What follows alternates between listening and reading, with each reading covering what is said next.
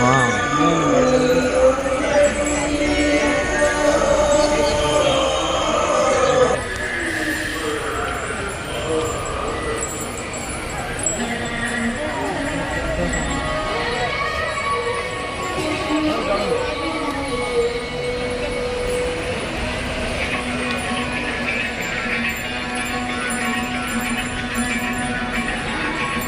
ತಕ್ಕಡಿಯಲ್ಲಿ ತೂಕ ಎಷ್ಟು ಮುಖ್ಯವೋ ಬದುಕಿನಲ್ಲಿ ಮಾತು ಕೂಡ ಅಷ್ಟೇ ಮುಖ್ಯ.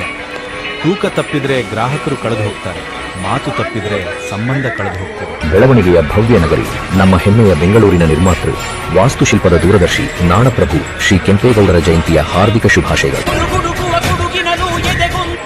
ಮಧ್ಯರಾತ್ರಿ